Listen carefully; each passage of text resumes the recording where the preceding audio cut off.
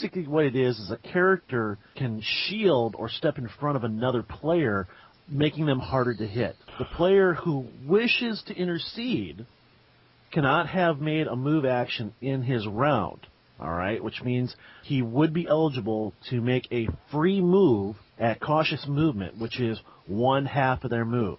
Now, as a free action, that means it doesn't get a map penalty.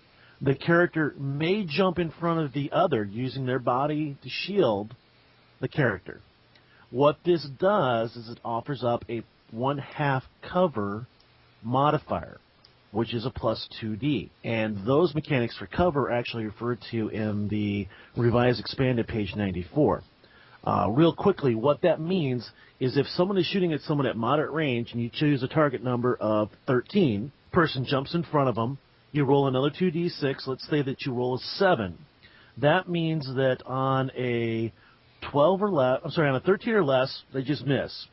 On a 14 through 20, they would hit the person that was interceding or trying to shield the other person, and if they roll above that, if they roll a 21 or higher, they just hit their original target. Now, there's additional rules for cover, like if the person takes, a wound or something like that, or is stunned, their body actually soaks up the damage, and it subtracts a dice or a certain range of dice from the damage dice of the weapon being used, which might actually hit the person behind. But again, refer to page 94.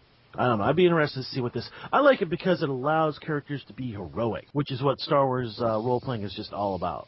Oh, yeah, definitely, man. I think, this would be a great thing for a force point usage type situation, too. If you feel that you see that one person that's either mortally wounded or just stunned and about to get killed from an actual blaster or firearm, and they jump in the way, Absolutely. And in fact, I came across a situation in a game the other night where I was thinking about that. If somebody did spend a force point to protect another, intercede, jump in their way, I definitely think that is a force point worthy thing. The thing that I have with that is that something that they get their force point back? Absolutely. Mm-hmm. But the question in mind, it seems incredibly heroic, but when you think about it, is it worthy of gaining another force point? Because all of their stats get doubled. So for them to soak up a single or even multiple blaster bolts for the purpose of protecting another person, even though, role-playing wise and story-wise is incredibly heroic, mechanically, it's nothing. So would you award an additional force point for something like that? Or optionally, would you do what I would do, which is I would award additional character. I'd give the force point back, but I'd award like a character point bonus for doing something cool. Push the whole heroics thing as best you can. Now, of course, there could be a case where the human bullet shield takes enough damage to where they die, but hey, that's Star Wars. Well, I'm just saying in this specific instance, though, we're talking about the use of a force point, doubling up their strength. So yeah, they could die, and it's pretty unlikely. But in that situation, would you give them the force point back? Mm-hmm. Would you give an additional one, or would you give a character point bonus? Character point bonus. In that case, you would not give them an additional force point. No. Yeah. See, we're both on the same page. Look at that, man. We need to get rings, baby. That's all I'm saying. I'm already got the his and his towels. We're already registered at Target. Oh wait a minute, maybe not Target. They've got this security thing. I don't know. Derek Stolting posted a blog entry onto the Google Plus community, and it shows the background of a character or characters that he made for D6. Now, the blog post itself mentions a Star Wars news system. He originally designed all of this for D6. He not only designed the character, he designed their family, he designed the system they live in, and every planet. So it's a great source of information for those looking for new ideas. Exactly. I actually had a chance the other day to take a closer look at this and read up on it. Did you read all of it, or just kind of like... I know that you got a real busy schedule, so Well, I mean, even though I've just scanned it, I just saw a typo, but that aside, this is packed full of information.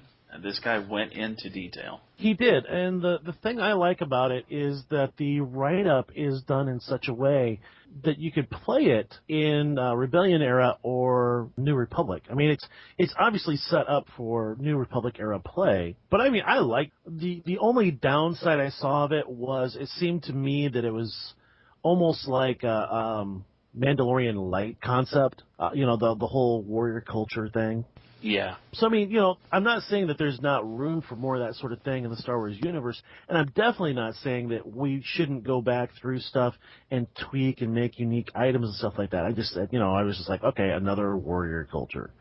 But other than that, some of the ideas he presented, I very much liked, and I would really like to see what he plans on doing with this. I would love to see a specific D6 write-up for this. I mean, he posted all the information as generically as he could, and I suppose, it wouldn't take a whole lot to throw some D6 stats on there, but this is his baby, and I'd like to see what his plans would be for it. So I would encourage you, Derek, to go ahead and D6 stat that stuff out and present it to the community. I think that it would be a really good addition. There's my ego boo for Derek. Speaking of more ego boosting, Adam Souza's giving us a taste of yet more beautiful editing with his Traveling Doctor template. Now, the template itself looks great. It gives you a great balance of skills. Plus, it introduces a new item that he has created called the Sleep Inducer. It's a sleep-inducing stun weapon. Instead of regular blaster damage, it does 5d of stun. Damage is rolled against the stamina of the target. If the target is stunned or worse, it must make a moderate stamina roll not to pass out due to the sleep-inducing frequencies. And the sleep lasts for 1 die hours. I'm not sure. I looked at this and I was kind of like, what is the difference between a sleep inducer and just a plain old stun blaster? I like the idea. How is it different? Do you remember? I mean, it rolls versus stamina or defaults back to strength, so that doesn't change anything. Nope. It just causes the person to fall asleep. Now, it does, well, let's see. It says somebody must make a moderate stamina roll. Okay, so you have to roll against stamina or strength. And the sleep lasts hours instead of minutes. I don't know. I could see it either way. I thought the concept was interesting, though. A traveling doctor was unique. I don't know if I'd give him a sleep-inducing blaster, if I'd give him like a crash kit. There is also an Easter egg hidden within the template. If you can figure it out, let us know. Oh, there is? Finally, Chris C. from Google Plus asks about capital ship battles. He says, been looking at capital ship stats a bit lately, and I've been trying to figure out just how to run a space battle with large ships. Even one-on-one, the rolling gets a bit ridiculous. Although with combined fire, it's slightly less ridiculous. I was thinking that initiative shouldn't be based on the ship captain's perception, but that their tactics skill instead. Also, I think that if one captain really beats out the other, he should be able to launch multiple volleys before the slow captain has a chance to act. I was thinking some sort of scale where for every X number, the winning captain's tactics roll beats the others. They can fire a volley from one type of weapon on one arc or execute a maneuver or whatever. Any ideas? This came up when I wanted to test my villain's new capital ship design against a larger ship. I pitted his ship versus the Lucinkaya, which is a superstar destroyer, with General Wedge Antilles in command of the Lucinkaya. And ultimately, the only weapon that my villain's ship had that was of any effect were his ion cannon batteries. But I digress. Any suggestions for running large capital ship battles? Off the top of my head, no. I have not run very many of them, just because the groups that I run don't normally have access to capital ships. They require large crews. Then you sort of head into the whole Star Trek paradigm where you're running a capital ship where, they have positions of authority on the ship, and it's a completely different type of adventure that you're running. Most of the times where I've had capital ship battles and stuff like that, it's been narrative. The characters, I mean, it's backdressing. It's a little different. I mean, I don't know, Daniel. I mean, there is a section in Star Wars about how to run large-scale battles where it'll sit down and say, okay, you as a game master, decide how the battle is going to progress, allow the opportunity of tactics to be used, and the players to have an impact on the battle, and then based upon that, add additional things to the battle, and, if the rules are successful, then this happens, and if rules are unsuccessful, this happens, and then have a wrap-up. But to handle it more as a narrative than a drawn-out slugfest. Your thoughts? Miniatures. I wish the X-Wing miniatures game had more cap ships in it. I would buy them by the pack load if I could. Micro Machines. Oh, heck, that's right. I wonder how hard it is to get a hold of the Star Destroyers that way. I don't know. They had a bunch of plastic, like the lube ones, probably about 15 years ago, and I tried buying them, and I just couldn't keep. I couldn't find them anymore. But see, that would be the best thing to start, because it's very difficult to run a scene like that without visuals. It's hard enough as it is to do a small-scale ship battle without some idea of how things are placed. I think I do have to agree with Chris that, I would, seeing as this is a large-scale thing, I think use the tactics for initiative and perhaps additional modifiers and stuff of that nature would be appropriate. I've never actually run 2 big capital ships just slugging it out. I mean, not to its conclusion anyway. It's a bit crunchy for me. I'd have to agree. I've never really run one like that myself. I think it would be personally a nightmare, but it sounds like also a challenge. I don't agree with the tactics for initiative. I can't conceive of it. It doesn't apply to me. Can someone understand it because you're trying to pit skill versus skill? But perception still lies in there, because it's not just how well you... Because take, for example, somebody who's not even used to sitting in the captain's seat. They're already going to be at a disadvantage because they don't have the tactic skill. What do you do when you don't have a tactic skill? Then you're hosed. Therein would require some gameplay. I could see an optional rule coming out of this, but it would need playtesting. Well, I tell you what, I'm reaching in my pocket and I'm coming out with like dust bunnies. I got nothing for this one, at least not today.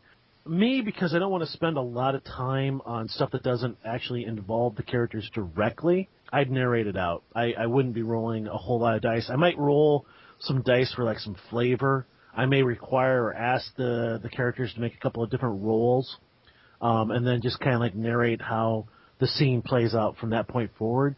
But I wouldn't, personally as a game master, I would not sit there and make dozens and dozens of rolls for shield and 40 banks of turbo lasers and launching of starfighters and people having to make tactic rolls and shield rolls and hull rolls and on and on and on. I mean, if that's the kind of game you want to play, by all means do so. But for me, it's too crunchy and gets in the way of the narrative. That will pretty much wrap it up for this episode of Shooting Womp Rats. If you ever want to get in touch with us, we can be reached at shootingwomprats@gmail.com. That's WOMP Rats. SWD6 Podcast on Twitter. Both Don and I can be found on Google Plus and Facebook. The Rancor Pit is Shooting Womp Rats, all one word. There we go. All right. Well, Daniel, I had a great time this week. Before we close up, though, I would throw out a shout-out to Adam Souza. Adam, please do the layout and edits for my Star Wars Droids Animated. All right, guys, I think that's it. Daniel? May the Force be with you. And with you, sir. Hey, everybody, have a great weekend. Be safe.